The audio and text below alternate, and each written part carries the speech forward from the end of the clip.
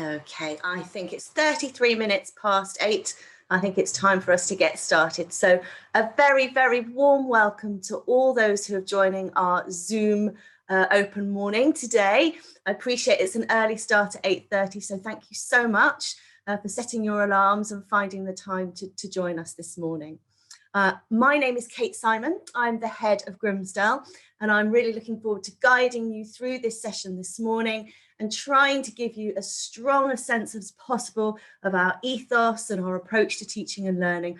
I appreciate that it's through the ether that we're trying to relay this information to you, but we will do our best to emulate the experience that you would have were you in school listening to us speak in a different way. So you may have noticed that we are all adorned with Japanese backgrounds that we've adopted this morning, and you may be wondering why. Well, that's because our whole school topic and theme for this term is Japan, and linked beautifully with the Olympics as well. So we'll be looking forward to sharing more with you about our topic-based approach to learning. But we thought that as we would transform the classrooms and the school into Japan, why not transform our Zoom background into Japan and give you a little flavour of that experience as well. So after the presentation, there'll be an opportunity for question and answer. And some of you, we're thrilled, will be able to have live tours on this occasion. So for those of you who've registered for live tours and registered for entry into 2022, we will be looking forward to welcoming you into the school a little later. But if you haven't had the opportunity to book onto a live tour, don't worry, there is a virtual tour on the website which gives you a really lovely flavour and actually features lots of the children as well, so it's a really lovely thing to watch. And also our open morning for October is now available to register for, so it's on the 9th of October and you can register for that as of today. So there are other opportunities for you to come in and see the school. So in a moment, I'm going to introduce all of my colleagues and my panel. But first of all, I thought I'd start by telling you a little bit about me and my background and how I came to be the very proud head of Grimsdell. So I've been here for nearly 7 years now. I joined in 2014. Prior to that, I was the head of the girls' upper school at Garden House School in Chelsea. And there I was responsible for managing the transition of those pupils into day and boarding schools at 11+, so top day schools in London and boarding schools, so very different to what I'm doing now. Prior to that, I was the head of junior school at the Royal School in Hampstead, which has since merged with Northbridge House, and therefore I have approximately 19 years experience as a head. So I find that quite useful, but more than that, I find my 14 years experience as a mother very useful indeed. So I have 3 children. I have Jake, who's 14 and has just started at Mill Hill School. I have Zoe, who's 12, and she's about to embark on her final year at Belmont. And I also have Lara, who's 7, and Lara's in year 2 at Grimsdell and will be making the transition to Belmont as well. So I chose Grimsdell and the Mill Hill School Foundation for my children long before I became the head here. So when my predecessor retired, the opportunity to lead the school that I chose for my own children was a bit like a dream come true. We are always learning. There's still so much to do. I love the challenge of the job. We never get bored, and there've certainly been some challenges this year for us to take on board. But in the 7 years that I've been here, I feel the school has really progressed. And with the support of my colleagues and our team here, we did get an outstanding inspection report in January 2020. So that's a little bit about me. I'm going to now pass on to my deputy, Jenny, to introduce herself. Jenny. Morning, my name's Jenny Ticehurst. This is my 3rd year at Grimsdell. Prior to being at Grimsdell, I worked in Tanglin Trust School in Singapore for nearly 20 years, where I had a number of roles, which I've managed to bring over the experience over into this school. But like Kate, I get most of my experience from being a mum of 2 boys, one aged 9 and one aged 5. So I have a foot in the, I know where they're going, and oh, I'm right with you with a 5-year-old. And I'd like to, Mrs. Simon, thank you. Thank you very much, Jenny. I'm going to hand over to Yuka now to introduce herself and her role. Hello, my name's Yuka and I am Assistant Head Teaching and Learning. So I am responsible for all things academic at Grimsdell and all the matters relating to the curriculum. I'm also a class teacher to a lovely Year 2 class. I have been at Grimsdell for 5 years now. Previously, I worked at Thomas's Kensington as lower school curriculum and pastoral leader. And prior to that, I worked in a number of independent schools and state schools teaching across the pre-prep range. My sister is also a teacher, teaching in an international school. So teaching is very much in the family. Thank you very much, Yuka. I'm going to hand over to Emily now to introduce herself. Hello, my name's Emily Jenner and I am Assistant Head of Early Years. So I am in charge of looking after reception and nursery at Grimsdell. I've been here for 8 years. This is my 8th year now. Previously, I worked in a state school in Year 2 and also a little bit in Year 3 and Year 5 and Year 6. So all across the primary spread. I have 2 children, both in the foundation. Very, very happy. My daughter Poppy has come right the way through Grimsdell and is now at Belmont. And my son is now at Mill Hill doing his GCSEs. So we're all on tenterhooks to see how that goes. It's a very, very happy place. It's in the family. My husband went to Belmont and Mill Hill. So it's always been his goal to have children go through the foundation as well, having had many, many happy years here.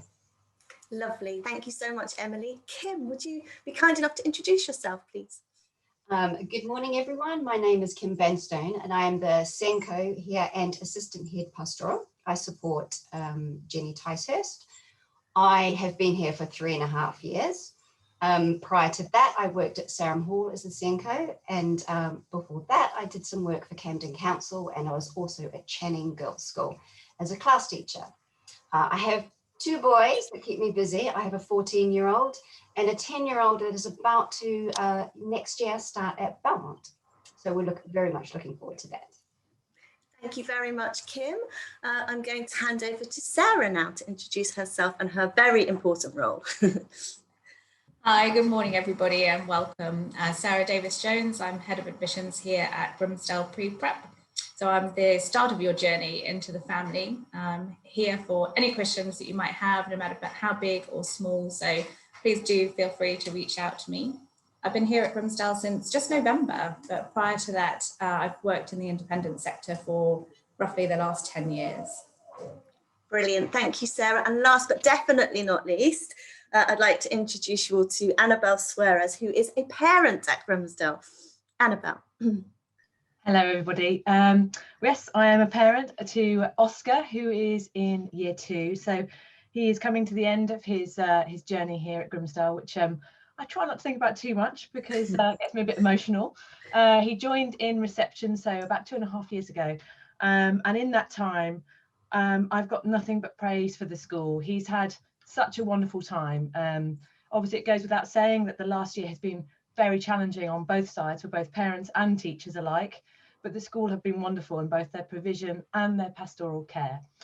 My role, why I'm here, I guess, as not only a parent, is also I'm a co-chair of the Parents Association, and we work really hard to try and bring the parents and the school together as a community through charitable events and also activities for the children to get involved in at school. Lovely. Thank you so much for all your introductions. I'm going to attempt to share my screen now so that I can talk you through our presentation for this morning. So here we go. Hopefully everybody can see the first slide of the presentation, which just talks you through the format of the session. So we've carried out the welcome introductions already. We'll move on to my presentation in just a moment. After that, you'll have an opportunity to ask any questions. Please use the live Q&A to do that. We ask that you try to wait perhaps until the end of the presentation because you may find that your questions are answered throughout the presentation if possible. And then after that, of course, we've got the live tours for pre-booked families, but also the virtual tour is available for those who haven't had the opportunity to book onto a live tour.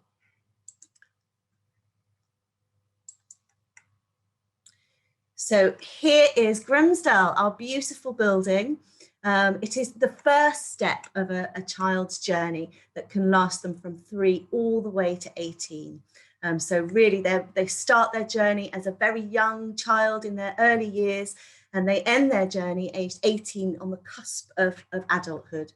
And it really is the ideal place to start that journey because it's a very homely building. It's a home from home.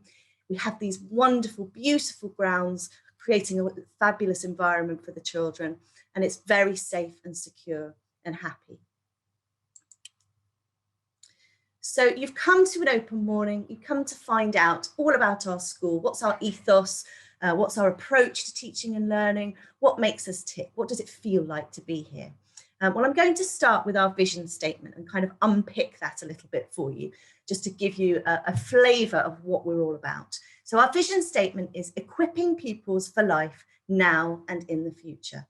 And I absolutely love this statement. And I love it for 2 reasons. First of all, the word equip implies that rather than doling out knowledge on a spoon-fed knowledge, we are actually giving children tools and skills in order to navigate through their learning journey, giving them this toolkit that will hopefully last them a lifetime.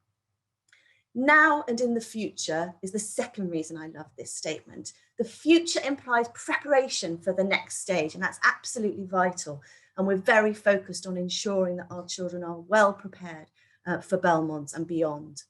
But the word now is about enjoying the present moment and loving the present and enjoying your childhood, which is so precious. You only get one childhood, so you really need to be living in the moment when you're a child and when you're an adult, in fact. And enjoying childhood, you'll find, is a theme that runs through our ethos and runs through this presentation. So how do we deliver on that vision? A vision is nothing, has no substance unless you can deliver it. What does it feel like and look like for a child in our school? Well, first of all, we know our children inside out and back to front. We know what makes them tick. We know their strengths. We know their areas for development. We know their personalities, their sense of humour. And we have to know and understand them as individuals if we're going to support their growth and development. I think it's fair to say that everybody on the panel knows the name of every single child in the school, and has a relationship and a rapport with every family in the school as well. So if we're going to deliver on our vision, if we're going to equip children for life now and in the future, we have to focus on their well-being. And well-being is absolutely crucial for any successful life. It's not an add-on, it's not a bit of fluff, it's absolutely integral to your learning journey and your life. So well-being is most certainly at the heart of our school, and it manifests in a variety of different ways and on many different levels, which I hope to talk you through. So the first way that we foster well-being is we ensure that children feel valued as an individual, as a person. And I think that's really well characterised by our morning routine. So every single day at the door, I will greet the children alongside Miss Vanstone and Mrs. Ticehurst.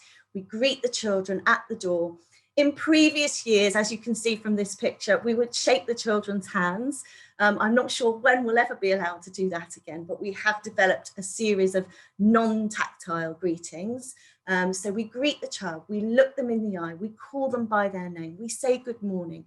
They look back at us, we encourage eye contact, and they say good morning too. We might have a little exchange about something that's happened, and we play music. So their senses are stimulated. We create a really nice mood and environment as they walk in. So before they've even stepped over the threshold, they feel valued by their head. And I think that's a pretty good start to the day. When you're creating a culture of well-being, when you're creating a culture of any type, it's all those little details and little things that matter. And I think this is a really good example of the kind of interactions that the children will have with adults and each other throughout their day.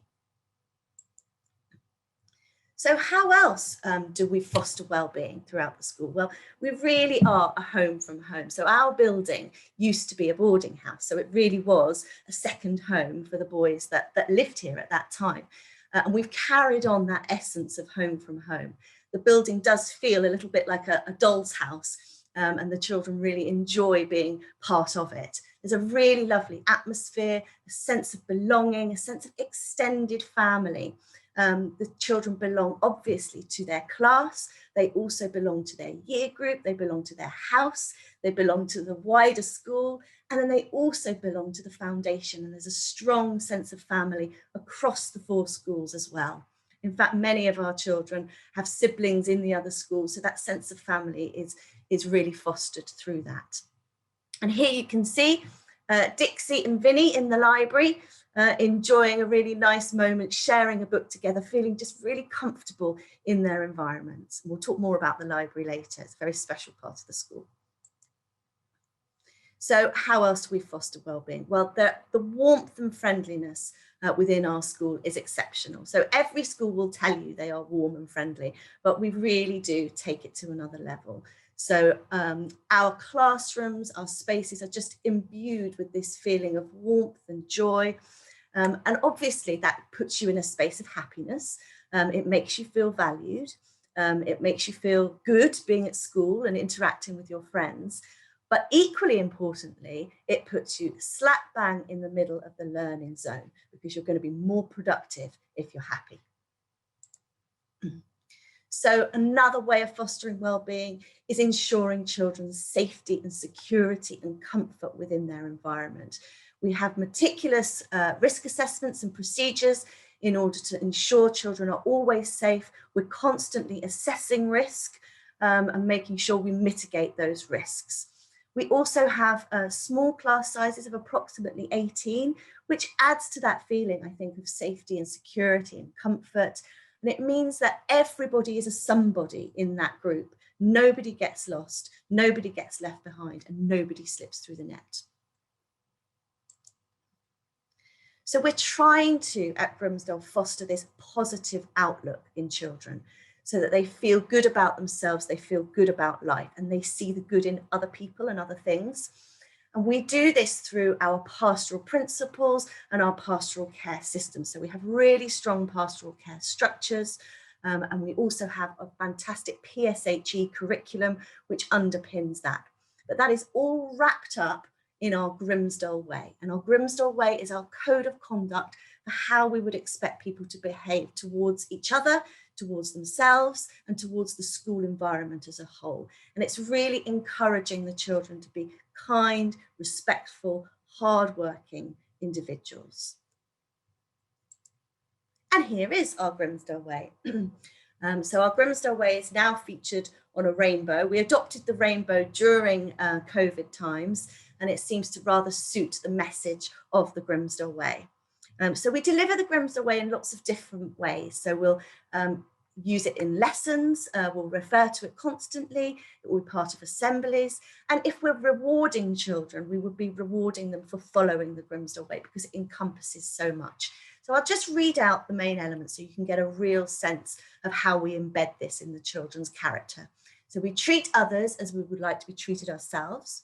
We're honest, we share, we forgive, very important one, forgiving. Sorry is such an important word, isn't it? We listen to each other, we're kind and helpful, we are cooperative, so we work together and collaborate. We do our best to be our best, so we try our hardest, and I'll talk a bit more about how we deliver that message in the next slide. We share our worries, and that's a really important one because we want children to be emotionally literate so that they're able to talk about their feelings and process their feelings as they do so. So that's our Grimsdell way. We also, in tandem with the Grimsdell way, want to create this positive and resilient outlook. So that's being able to kind of work things out for yourself and have a robust sense of your character. And we do this by working with the Grimsdell way and an approach called Thrive in 5. I'm going to elaborate on Thrive in 5 in a moment, but it's a program that was devised by a life and family life coach, Christina Mitchell. Christina Mitchell worked with us on a consultative basis to help embed Thrive in 5 in our school, but she continues to work with us to ensure that the continuity of the programme exists. And she also works to support families generally, but also to support targeted families. Since working with us, Christina's work has gone global. So she's now working with a number of schools across the globe, and you can probably Google her and read about her work. It's really impressive. So let me unravel Thrive in 5 for you. What's it all about? What does it mean? So it's quite simple, really. It's 5 main principles. So we want the children to choose to be positive. We want them to take personal responsibility. We want them to have a positive impact. We want them to have resilience, and we want them to dream big. So choosing to be positive, it blows children's minds when you tell them that you can choose how you feel. You can choose how to be, and you can choose how to act. So we really support them in understanding that control and regulation that they have the power to employ. Taking personal responsibility for yourself, for your actions, for your reactions, having a positive impact on your friends, on your classroom, on your family members, and on yourself, and having resilience. So being able to solve small problems for yourself. So for example, you know, if you've spilt a glass of water and it's gone all over your work, are you going to cry and scream? No, you're just going to get up and get a tissue, wipe it up, job done. So being able to handle those small things in life and have a robust sense of problem solving. And dream big, possibly my favorite one. Dream big, anything's possible. You can do anything you want if you put your mind to it. Have ambition, believe in yourself. These are all really positive messages. But as you can imagine, for young children, these words alone are quite abstract concepts. So we have to bring them to life with imagery, with story, with pictures and visual aids and actions, in fact. So we have these 5, I don't know if you can see, I'll have to move my panel. There we go. We have these 5 strategies for employing Thrive in 5. So the first you can see is the frying pan. So this is flip it. So this is turning a negative into a positive. And we actually do the action with a pretend frying pan and a pancake, and we flip it over. So we turn the negative to the positive. So at playtime today, I didn't get to play with the hoops because everybody else was playing with them. But at least if I flip it, my friend taught me how to do a handstand. So again, it's finding the positive in any situation. Here we have our superheroes. And this is where we encourage the children to be a super selfer. And we use the word super selfer and we do this action, super selfer. And it's finding your inner superhero. It's that problem solving that I referred to earlier. So it's making sure that those small things that happen, you can handle them and you've got the resources to do that. And this action just helps you get into that zone where you feel stronger. So the star here, 10 out of 10, that's 10 out of 10 best effort. And we talk a lot about, did you do your 10 out of 10 best effort? Because that is what we expect. We expect the children to put everything into their learning. And they are remarkably good at actually assessing for themselves how much effort they've put in. So for example, if they're staring at their page and there's nothing there, have you put your 10 out of 10 best effort in? No, I think I'm about a 2 or a 3 at the moment. Well, what could you do to get to a 4? Okay, well, I could pick up my pencil. Great, so now you're a 4. What could you do to get to a 6 or a 7? Oh, well, I've got an idea, so maybe I'll get a first sentence down. Brilliant. Encourage you to do that. So it's all about the encouragement of self-motivation and really understanding the power of effort and the impact that can have. The next one is the good old tennis racket. And the tennis racket is all about batting away all those bad negative thoughts that just bring you down. They're not reality, they're just thoughts and they're not helpful. So we can bat those away. And then finally, random acts of kindness is a really important part of Thrive in 5. Thrive in 5 encourages children to look outward and be kind to other people and to enjoy the feeling that that engenders. So what we're aiming for through Thrive in 5 is a feeling, and you get a feeling when you're doing all of those things. We call that feeling smiles in your tummy. And you'll all know what I mean by that. It's that warm, glowing feeling that you have in your tummy when you've done something good, or you're proud of yourself, or you've made someone happy. And we talk a lot to the children about, oh, did that give you smiles in your tummy? Oh, that's just given me smiles in my tummy too.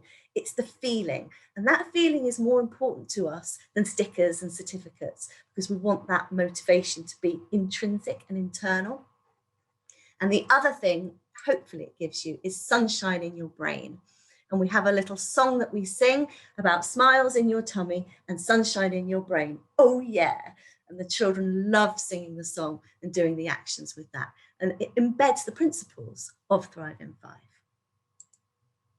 So what I've just described to you is the full integration of growth mindset theory into our school. Now, you may or may not be familiar with growth mindset theory. It's not a new concept, it's been around for a long time. But it's best described, I think, by this graphic called the iceberg illusion. So success is the tip of the iceberg, right? It's the accolade, it's what people see, it's the certificate, it's the sticker, it's the qualification, it's the gold medal, it's what comes at the end of an achievement. But underneath the tip of the iceberg, what people don't see is this giant, colossal piece of ice that represents all the attributes and skills that you had to deploy to achieve that success. And people don't necessarily appreciate those. They just think you're lucky. Persistence, failure, sacrifice, things you've had to give up in order to achieve what you've achieved. Disappointment doesn't always happen first time round. Good habits, developing those over time. Pure hard work and muscle and dedication. And all of these things are vital if you're going to achieve that success. Now, a lot of schools talk about growth mindset, but actually delivering it and embedding its principles into your curriculum and into your culture is much harder to do. And we at Grimsdell feel that we have achieved that. We've achieved it through Thrive in 5. We also appreciate, of course, that sometimes self-help, positivity, resilience just isn't enough. And sometimes you need a little bit of extra support. And we are very aware of that. And we have a range of additional support and pastoral care structures in order to deliver that support. So the first port of call is the class teacher. The class teacher delivers pastoral care to our children every single moment of every single day. And they are very aware of children's needs and very able to support them in the moment and in the longer term. But we also have a mentoring system where a child may have another adult in the school who they are able to go to talk things through or check in with. And we have mental health first aiders as well, who are very aware and alert and attuned to changes in children's behaviour that may need addressing. We also have therapeutic provision. So we have school counsellors who are psychotherapists, child psychotherapists. They work with us for a day a week, and we're able to refer children who maybe have had a change in their circumstances or who are struggling with aspects of life or anxiety at that time. And we have a play therapist as well, who's also able to work through issues with children. The point is that if we are able to support children in their early years through these mechanisms, we are able to hopefully prevent mental health issues becoming a bigger deal further down the line. So we're very aware that mental wellness is a priority for us. So how else do we foster well-being? Well, we, like many other families, decided as a consequence of lockdown that we would acquire a school dog. And we did so, and our school dog is called Holly. Holly lives most of the time with our deputy head, Mrs. Ticehurst, and her family, but Mrs. Ticehurst kindly shares her with us about 2 or 3 days a week, and Holly is very much part of our school family. We have, of course, followed all the appropriate risk assessments. Holly is being certified as an official school dog, and we are very happy to welcome her. So what does Holly bring us? Well, she brings us joy and compassion. qualities and features that are vital for children. She provides children with a connection with animals, caring for animals and having that feeling of compassion and care. She supports emotional well-being of the children and also the adults in the school, I must say.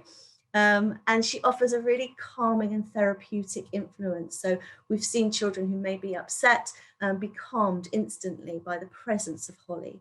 And we do utilise her in that therapeutic capacity. And she generally just generates empathy and love. And empathy is one of the most important characteristics at Grimsdell. So we really feel that Holly enables that quality to come to the fore in a very natural way.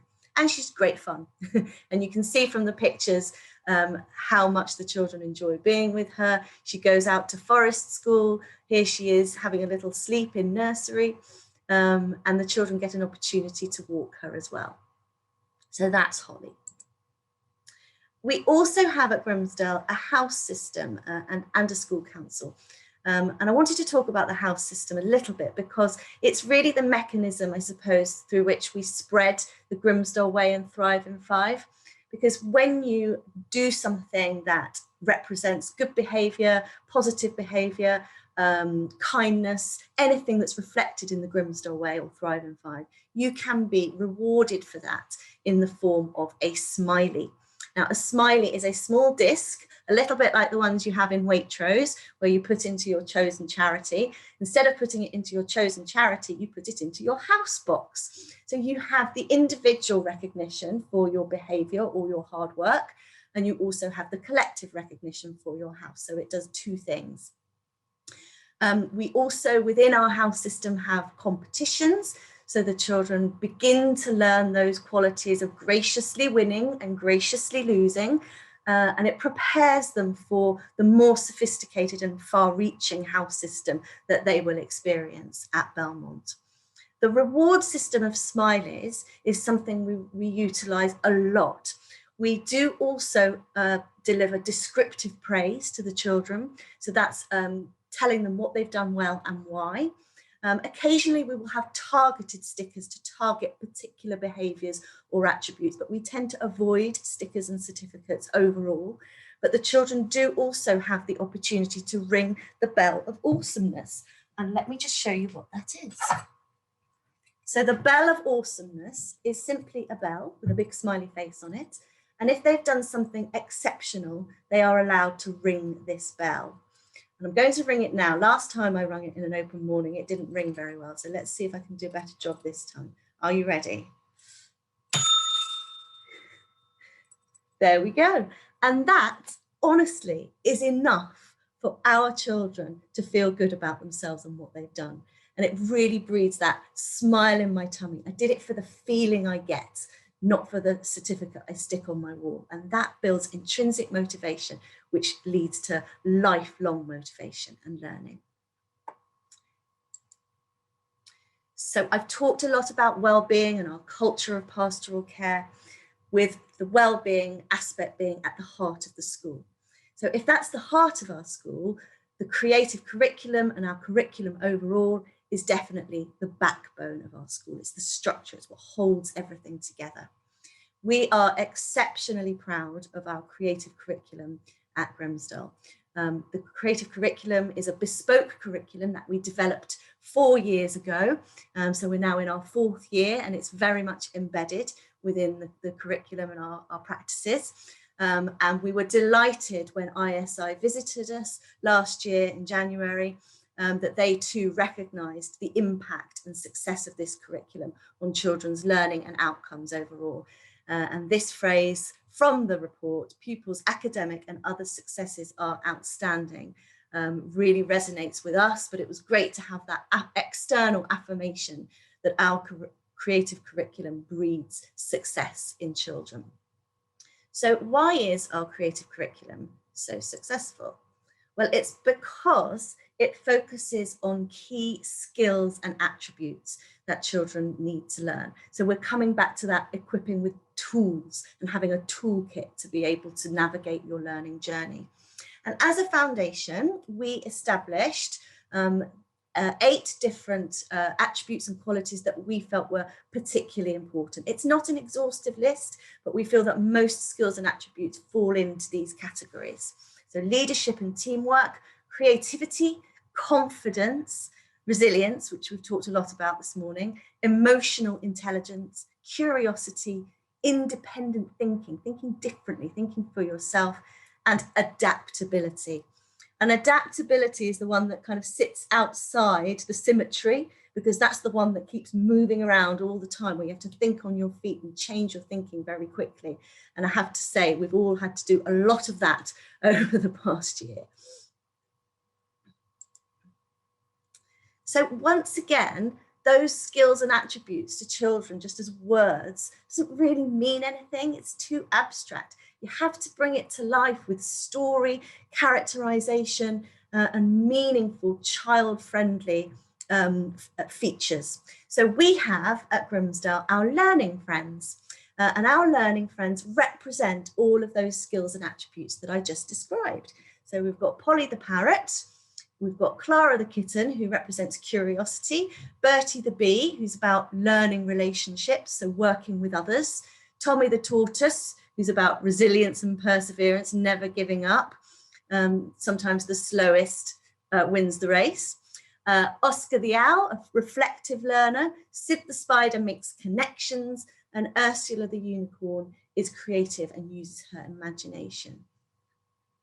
So when we're planning a lesson, each of these learning friends will be represented and targeted within the lesson, so the children know what they're focusing on because the learning friend joins in. And here they are. So there's Ursula being creative and using her imagination. There's Oscar. I think about what I've learned and I plan ahead. There is Polly. I'm aware of other people's feelings when I talk. Clara, I like to investigate and ask questions. Sid, I like making links in my learning because of the webs that spiders build. And Bertie, I work well with others by listening and sharing ideas. Oh, and I missed out Tommy. I take risks and never give up. So these learning friends join in with the learning, and the children might be awarded a learning friend if they display this particular characteristic in their lesson. And they're very aware of what each character represents, and every single class has a set of these. So they're very tangible. So in the early years, the skills-based curriculum is very prevalent and always has been. It forms the basis of the curriculum, it forms the assessment frameworks, skills, attributes, qualities, social skills, social and emotional components. So the early years really covers this. When children move into Key Stage 1, it can become more structured, and sometimes it can be at the expense of that skills-based curriculum. So what we're doing at Grimsdell and in Key Stage 1, so in Year 1 and Year 2, is building on the early years curriculum and building it into the experience of Key Stage 1. And we do that by focusing on different skills, as I've described, using our learning friends, but we also have explicit skills-based task time. And that is once a week, and we use our stretch tents, which I'll talk about more in the presentation, to enable that. So the children are in groups and they are able to access a variety of independent tasks using different skill sets, and they cover a whole range of different subject areas. So you're interconnecting all your subjects through your skills. So the skills they'll cover: reflection, collaboration, exploration, lots of problem solving, making connections, discussing ideas. And as you can see from here, this little diagram matrix, you can see all the different subject areas that might be covered in any one task time. The children really enjoy it. It's a really fun way to embed the skills that we're looking to develop in our children. Why does that matter? Why does it matter to have skills and attributes and qualities? Well, I've got here a range of people that you'll probably recognise who are all extremely successful in different ways and in their own right. And if I asked you what have they all got in common, I imagine you'd say things like, well, they were visionary, they were determined, they were dedicated, they thought differently. They were determined, they never gave up. All of those sorts of words and descriptors would come. I don't think you'd say, well, they all had 9 GCSEs or they all have maths A level.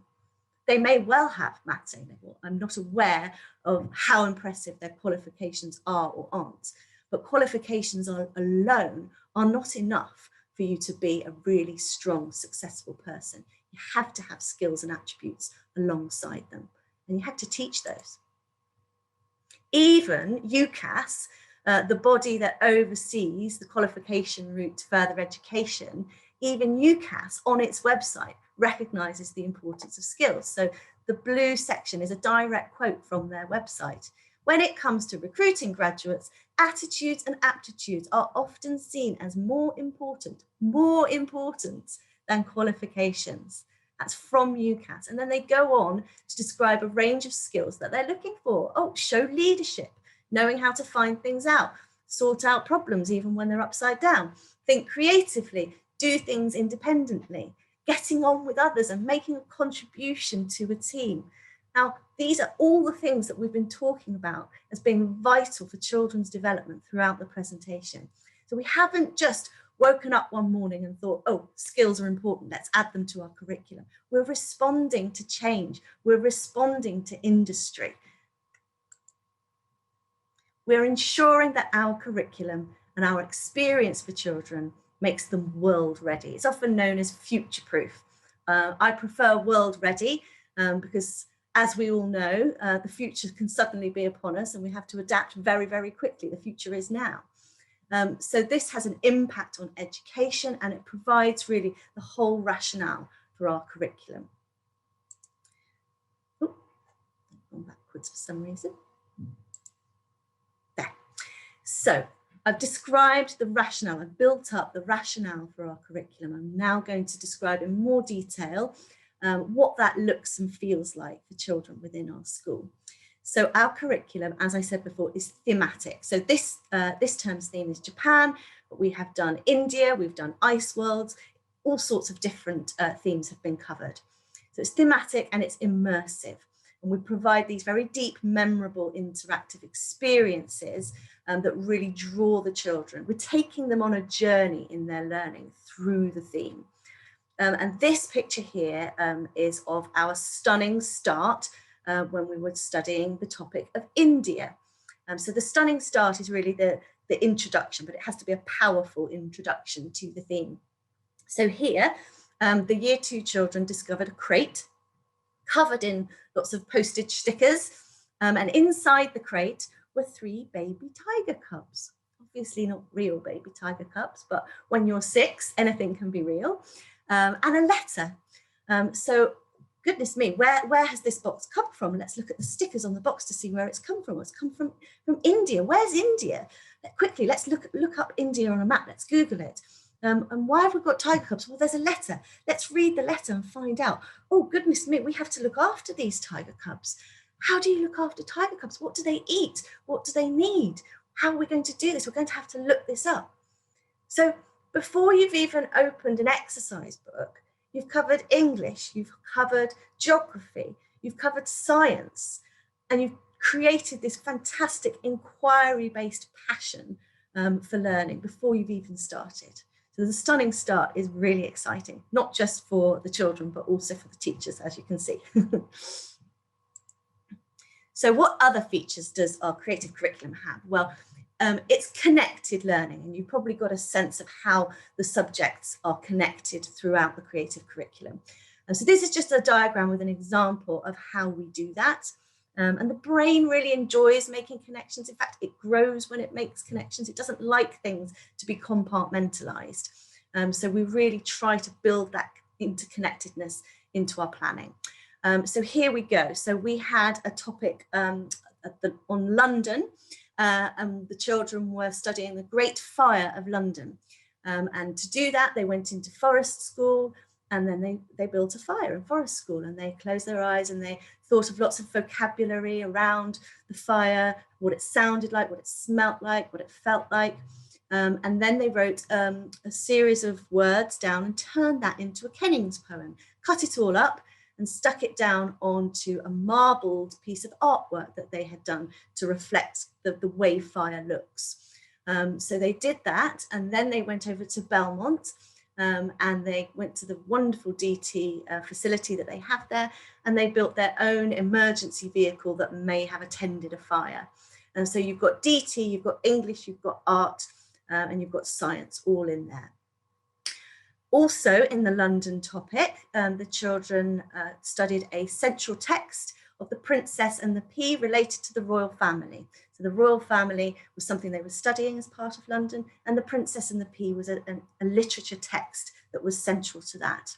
They then wrote a diary entry in the first person of the princess and acted that out in a drama exercise, which they then took photographs of and were able to represent in their learning journals. So that was linking PSHE and empathy with drama, with literacy. And then they also planted a pea. So we're moving into science now. They planted a pea. They studied the 7 living processes, watched the pea grow, and were able to care for it and bring science into that topic too. And then finally, here the children built their own allotments with a range of vegetables, including peas, and they studied multiplication using arrays with the allotment of vegetables. So many opportunities to connect your learning, and children love and are stimulated by that whole concept. So the beauty of the creative curriculum is that it doesn't matter what the theme is. It can be Japan, it can be Into the Woods. Here's an example of the theme that we had last term. It can be Ice Worlds and London, which I've already referred to. But every time we have a new theme, we have a classroom transformation.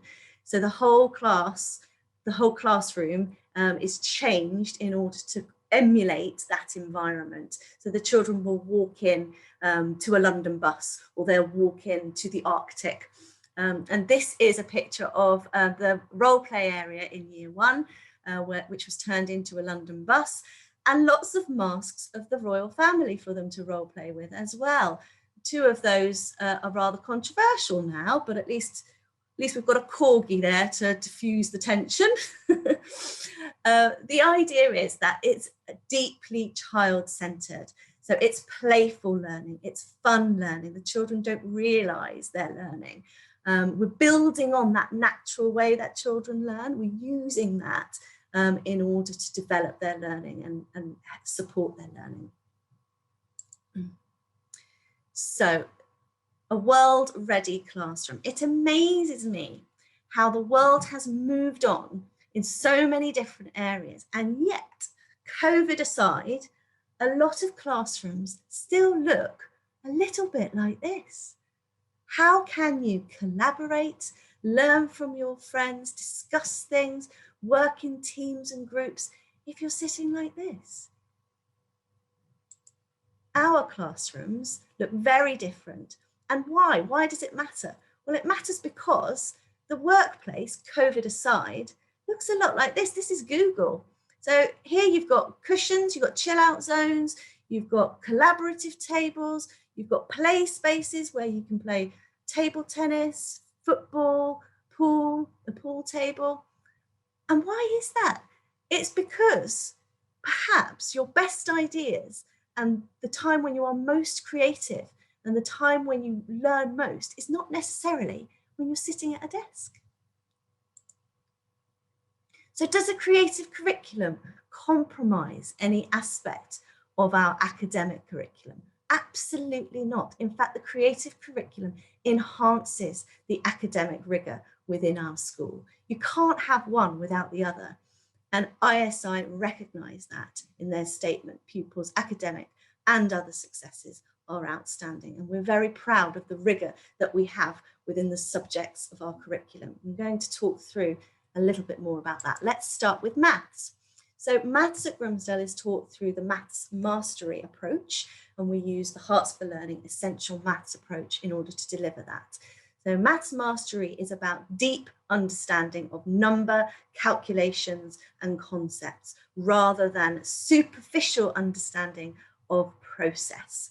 So by the time children get to year 5, if they've not been taught with maths mastery, they realise that they've been doing things to numbers, but they didn't understand what they were doing to numbers.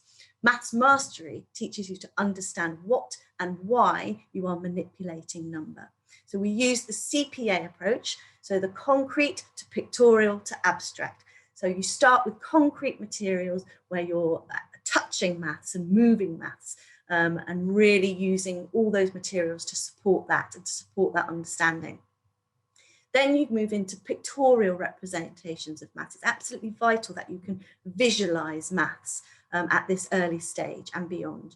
And then you can move into the more abstract formulation of number, as we've got Alina here writing 3 + 7 is 10, then I know 30 + 70 is 100.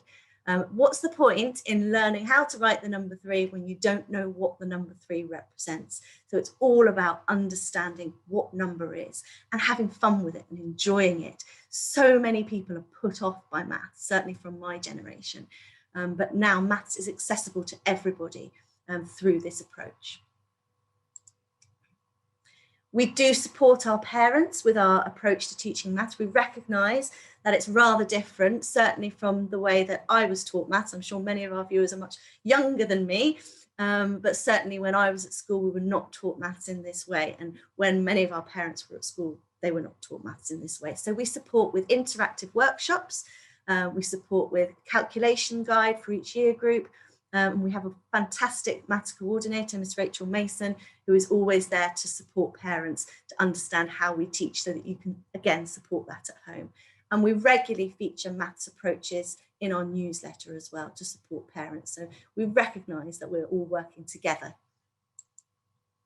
Literacy, English at Grimsdell, has all the components that you would expect of a rigorous curriculum, and many of them are represented here. So we see the value in speaking and listening. Speaking and listening is a vital part of developing your vocabulary, and a child's vocabulary at 8 is a strong indicator of their success later on in life. So we really focus a lot on vocabulary. We have a rigorous phonics program called Animaphonics, and in Animaphonics we are introducing the children to digraphs and trigraphs much earlier, so we see accelerated reading and writing as a consequence of that. We have a handwriting program which has been devised by an OT, so the handwriting of the children is wonderful and well supported by the time they finish year 2. And perhaps most importantly is our reading for pleasure program. So we don't have reading schemes at Grimsdell.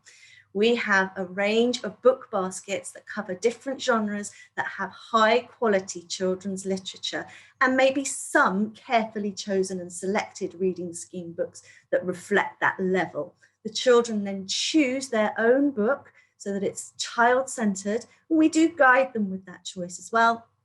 And then to get that together with the rigorous phonics program supports their journey in learning to read. And we're very proud of the reading outcomes that we have for our children at the various stages within the pre-prep. So our library also enhances the children's reading experiences, and we're very fortunate to have a really rich creative library environment. We have a full-time teaching librarian, so the children will have a session in the library once a week with her, and she's also our literacy coordinator, so she is able to weave in the reading journey into her overall oversight of literacy at Grimsdell. And she supports the children in their love of reading. She knows every child in the school. She knows what they enjoy reading. She buys books in especially to cater for their tastes. And she encourages them to branch out into other genres as well. And so our library really is arguably the most popular place in the school, maybe rivaled only by the dining room. So writing, so all of the components of literacy that I described all feed in to writing, and children at Grimsdell at all stages, all ages will write for a variety of purposes and a variety of different genres, and they will write for pleasure.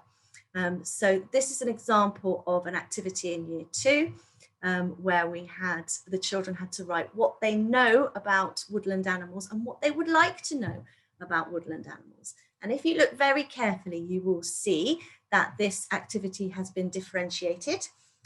This was at the start of year 2, by the way, not year 2 now. We'd have very different writing. So they were, it's differentiated because there's scaffolding in the writing frames. But you can see that even the child who has written a bit less and not quite so neatly has still asked an amazing question, and perhaps even a higher quality content question than some of the others. They've asked, is the Gruffalo real? And I love that. So it's also content in writing as well as presentation and quantity. In the middle, we've got Gabriella, and Gabriella is depicting an example of how children will write in so many different ways in the classroom. They might write at a desk and a table. They might write on the floor. They might write on a post-it note in a den. They might write on a clipboard in the role play area. We are providing opportunities for the children to write in any context, in their play, in their activities. So writing is really part of the culture of their classroom experience. So I'm going to move into another core area of the curriculum now, which is computing and IT. So we teach computing and IT in a variety of different ways. So the children in year 1 and year 2 will have specialist computing lessons. And you can see from this picture, they're having one there. We have an IT suite and a computing specialist to deliver that. So they have their core IT skills that they're developing and practicing in their class time. But then we move computing into the classroom generally, and it's an opportunity for them to practice their skills and use their skills as part of their normal learning. So it's very important to us that IT is creative and proactive rather than being passive consumers of it. So you're using your IT to represent your work, to apply your skills, to record your work, to research something or access something. So an example of this might be that you make a short film of your group doing a drama activity, and then you upload it to an online learning platform such as Seesaw. In year 2, the children have had an iPad between 2 this year, and we are moving to one-to-one iPads next year. And the iPad is a tool for learning, like a pencil or a ruler or a piece of paper. It's not that you sit and play on the iPad, you use it as a tool for learning. So from the digital to the great outdoors. So outdoor learning is an integral part of our curriculum and our whole approach to teaching and learning at Grimsdell. And we are fortunate to have this wonderful outdoor learning space, which is directly adjacent to the nursery. So the nursery have free flow access onto this, but it's also used by other year groups within the school. It's fantastic for open-ended play, problem solving, developing gross motor and deep extended role play experiences. The children use it for maths, and it really does engender that learning with the organic natural space. And this flows nicely down towards our outdoor classroom, which we affectionately call the cabin. The cabin is primarily used by reception, and they will spend 1 day a week in the cabin. So they have that indoor-outdoor experience for that full day. But it's also used by year 1 and year 2, very much in task time, but also in other events and experiences that they might be having. The cabin sits directly adjacent to the science garden, so we're able to utilise the science garden within the learning that they'll do in the cabin, and it's just a wonderful space for teaching and learning to take place. We also have our 4 wonderful stretch tents. The stretch tents were hired in response to COVID and the DFB guidelines around being outdoors and ventilation, but they promoted outdoor learning in a way we would never have foreseen. We are able now to take classes outside for all sorts of different lessons and purposes, music, maths, PE, everything now can happen outside because they are sheltered from the severe elements. And outdoor learning has really gone to a new level at Grimsdell as a consequence of our stretch tents. So we're not just hiring them, we've now kept them and they're ours forever. Forest School is an area of the curriculum that has been deeply embedded for a good 10 years now at Grimsdell.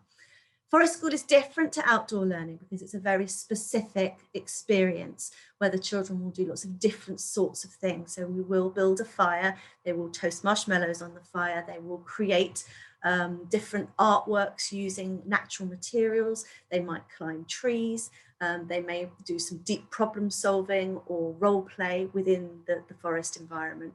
There's a lot of creativity, there's a lot of mud, there's a lot of mess, and they really get at one with nature. It's very rare that they will come back from Forest School not covered in mud and with lovely rosy cheeks. Forest School develops all of the skill sets that we've been describing in this presentation. So it contributes to confidence and resilience and determination, that independence we're looking for, the teamwork and the problem solving and the self-discipline and regulation. Children love to be outdoors and they are very different people outdoors than in the classroom. So Forest School provides this open-ended opportunity for them to really develop as a person and as a group. And we hope for those of you attending our live tours, you have a little Forest School experience of your own to look forward to. And it features on the virtual tour as well if you're not joining us. We have 3 qualified Forest School leaders who are responsible for carrying out the Forest School lesson, and they are part of our staff team. And here we have the fire circle. So you can see the children following all the boundaries of Forest School, being able to manage that risk, obviously supervised. And again, Forest School creates these deep, memorable experiences. I think as a child, the best things that you remember involved mud or rolling down a hill or being outside. And again, it's not just fun for fun's sake. It's very well documented that being outdoors contributes not only to well-being, but boosts IQ. So we get outside for good reasons, good strategic reasons, not just to have fun, but we do have fun. Sport and PE, well, as you'd expect within a big foundation with an excellent reputation for sport, it's a big part of the curriculum at Grimsdell, and it's a very strong component of what we offer. We have a dedicated PE specialist who is incredibly passionate about PE and sport and physical literacy for this age range. And the children will do a number of different sports and activities. So they'll develop their ball skills, their balance and coordination.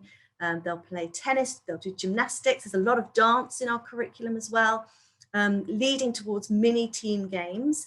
And then in year 2, they will have game sessions once a week at Belmont with their coaches, where they will study sporting disciplines of football, rugby, cricket, and hockey and netball. So it's also a transition opportunity for them as well to go to Belmont.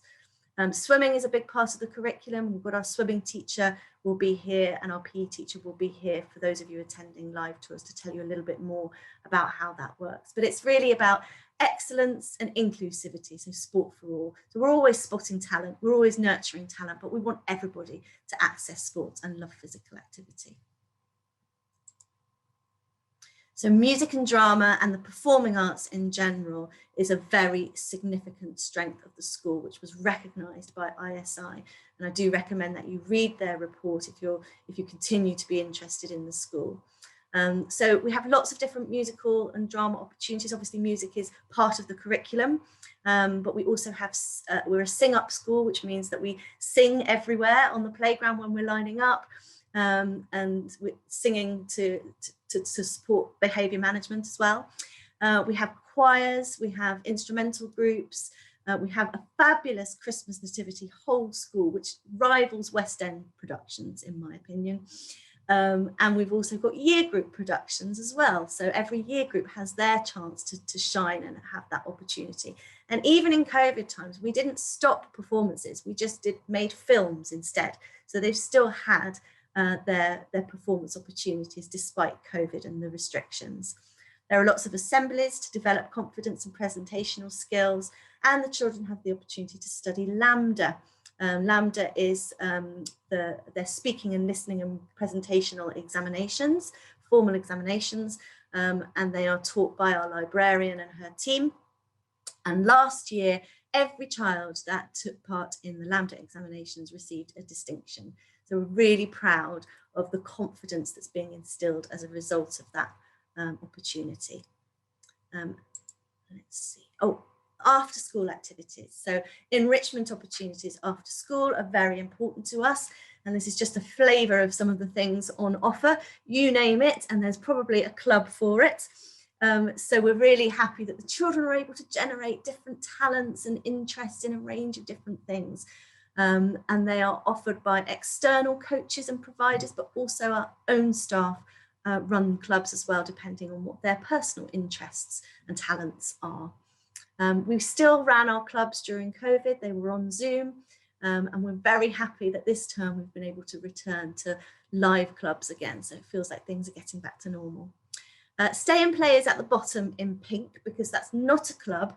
Stay and Play is our after school care provision. So children can stay from the end of the school day up until 5:30 for a range of different activities. They'll be doing art and craft, they'll be doing baking, they'll be doing team games. So it's really designed for working parents who need the extended day of childcare for their child. But we do find that parents who are just very busy with other siblings and other pickups and drop-offs really appreciate the Stay and Play facility as well. And some children just want to attend Stay and Play because it's really fun and they want to stay at school rather than go home. It's run by our staff in-house, really high quality provision, very reasonable at £6 an hour or part of an hour. And it's flexible as well, so you can book on the day if something crops up. So that's Stay and Play. So this slide is just an opportunity for me to share with you our remote education provision during lockdown. I'm not going to go into huge detail because Sarah Davies-Jones is going to send you a copy of this document following the open morning, which goes into much more detail about our offer during that time. But as you can see from the picture, we were very proud to be delivering many live lessons, live experiences, live social experiences in large groups, in small groups, and the quality of our remote provision was very highly regarded by our parent body. And we got feedback from them on a regular basis as to how it was working, and we adjusted it according to that feedback. It was very difficult for everybody, but it was an opportunity for us to really engage with our parent body and work together and appreciate the hard work that you do, and you appreciating the hard work that we do. So we have all learned from the experience and taken the positives from it. But this document will go into much more detail and you'll receive that in due course.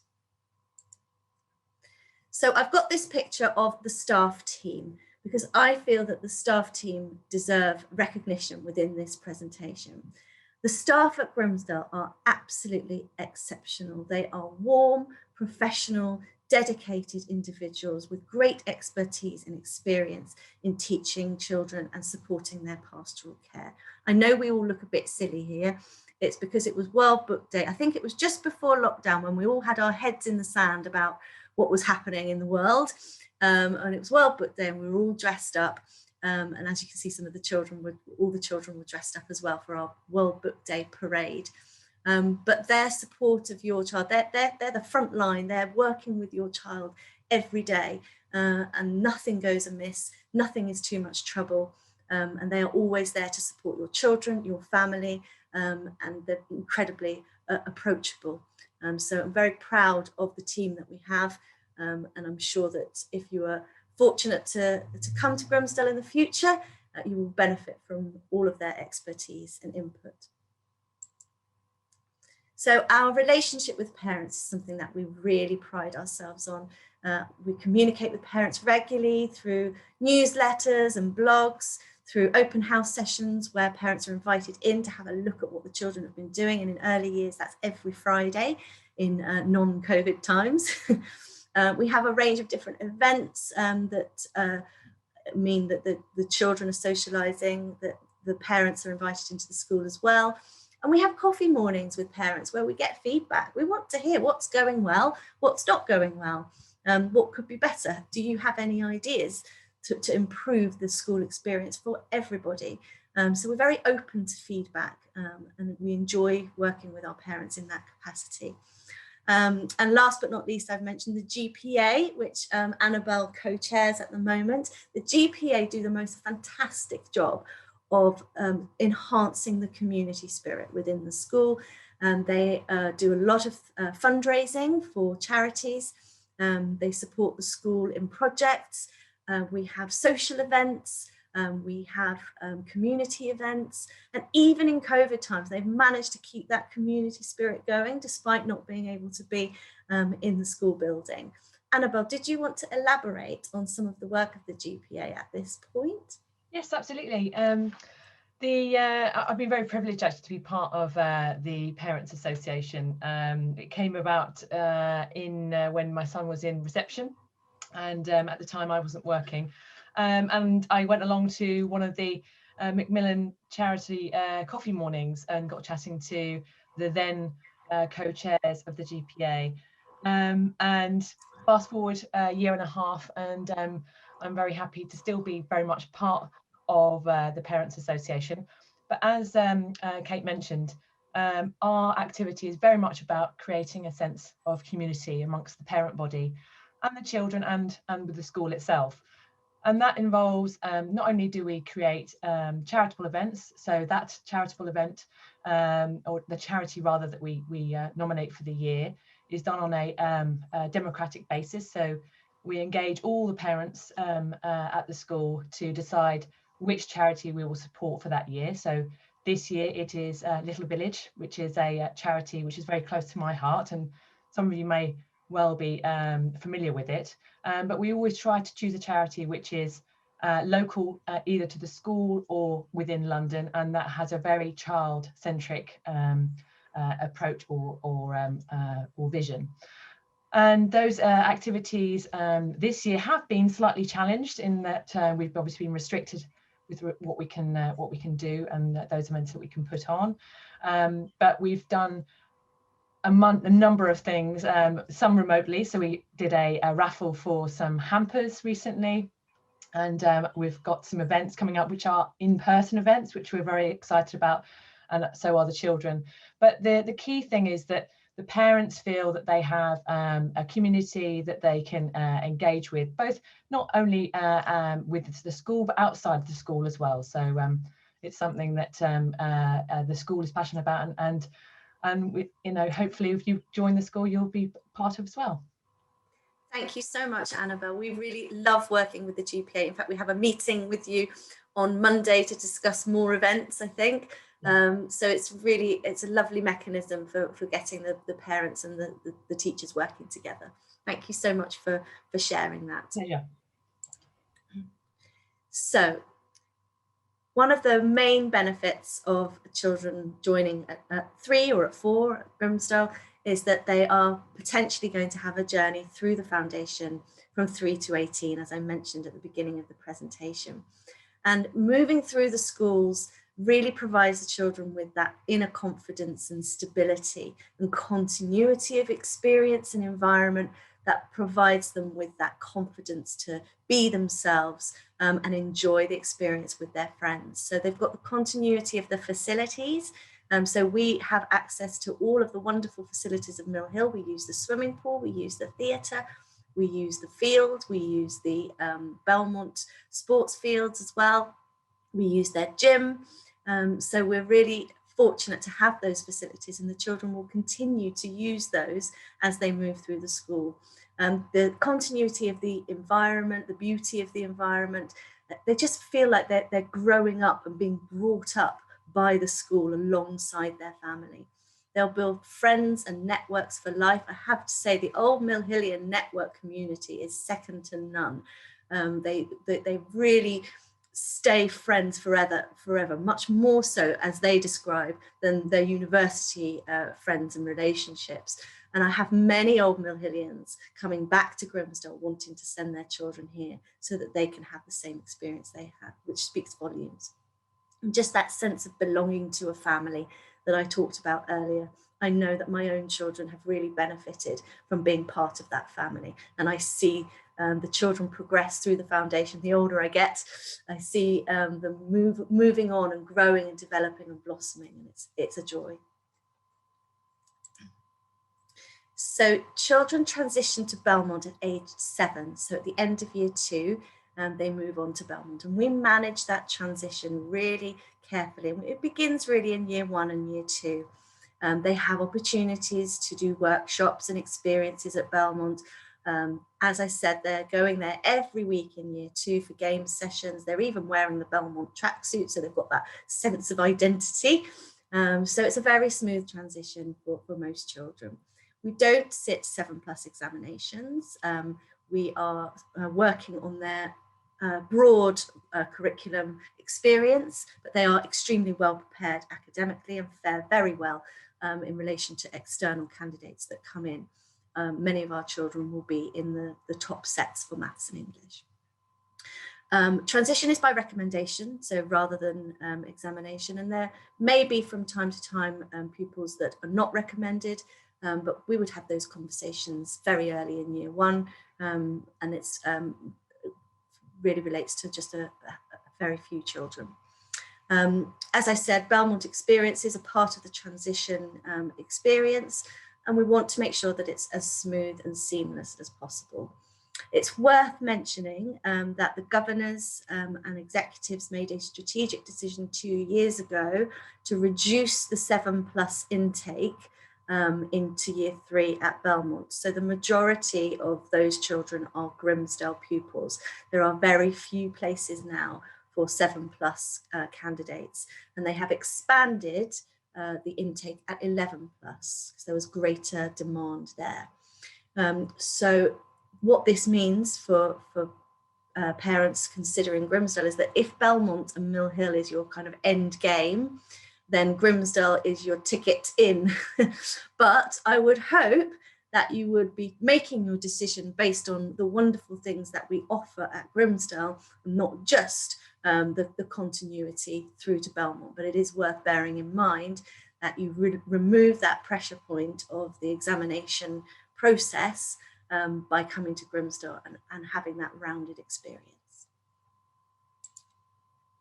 So how do our interviews and admissions procedures work? Well, we have interviews at 3+ and at 4+. So we have an intake into nursery and an intake into reception each year. We conduct these one-to-one with the child and the family in the room, and mum and dad in the room. We feel that creates a very relaxed atmosphere for the child, that we're not dragging them off into a room that they don't know with people they don't know. Mum and dad are there. I'm having a natural conversation with them, while one of our teachers will play with the child and interact with the child and do a series of activities. It's very natural. It's play-based. We follow the child's lead, and everybody comes out smiling. I'm often asked, what are we looking for in those sessions? And it's quite difficult to pinpoint. We're looking for a child's personality to come through. We want them to be ready to learn and be curious and maybe have a bit of creativity in them. We do look at speech and language because that's an important indicator for us. But the key is that the children have social and emotional age-appropriate development and skills, and are able to interact with an adult, interact with the activities, and enjoy playing. I think it's the quality of play that we're looking above all. What we're not looking for is a child who has been forced down a more academic, paper-based, table-based route of learning or experiences at the expense of high-quality play. Play is really the main way in which children learn and develop. So it's the quality of play that reflects that development, that sound development coming through. So I would much rather see, for example, a child make lots of marks on a page and be able to tell me what it means, and it's a bit of a mess, lots of different colours, than draw a perfect snowman that they have been taught to draw with 3 buttons, but they can't really talk about it. So we're looking for the child to express themselves, their personality, and be ready to learn within our environment. So the process is that you register, and there is a registration fee to register, and then you're kind of live on our system. And then once you're registered, you will be invited to attend the interview, and that will be in November of the year before entry for 3+ and January of the year before entry for 4+. So you would receive that interview invitation, and then you would attend the interview. And we just recommend that you're very relaxed. Please don't prime them too much for it. It's a very enjoyable experience for the child, and hopefully for you as well. Then we would communicate the outcome. We are heavily oversubscribed, which means we do have to run a waiting list. We do have to disappoint more families than we please. And that's just a consequence of being oversubscribed and being a popular school to apply to. We then, once you've been offered your place and have accepted it, have a series of settling in and welcoming activities and introductions in the summer term. And that's really about the child settling in, understanding what their new classroom looks like, getting to know their teacher, getting to know other children in the class, but also for you to familiarise yourselves with the school. When you're sending your child to school for the first time, it feels a bit like you're starting school as well. So we make sure that we induct you, we show you around, we make sure you know what the different routines are so that you feel welcomed and familiar with the school as well. We're very much a family school, and our partnership with parents is crucial to us. If you have any more questions about the admissions process, you can put them in the Q&A. And Sarah and I and Emily will endeavour to answer them. This is my final slide, and it's actually a slide, a historical slide. These children are in year 5 now. I try to make sure all of our pictures are up to date, but I keep this one in. I can't let it go because it's just sheer joy and happiness. This is Katie, this is Francesco, and Francesco's face is just full of the essence of childhood. And I wanted to finish really by saying, we only get one childhood. Why would you want to spend that childhood preparing for a 7+ examination, sat at tables and chairs, forced into a different way of learning, when you can have a wonderful experience, a playful experience where you're building on the natural way in which you learn, you're having fun, and you're making friends and being supported as an individual. We really feel at Grimsdell that childhood is the central piece of our school, and we want to utilise that and build on it and work with it in order to deliver a curriculum that's child-centred and child-focused. And this picture just does that.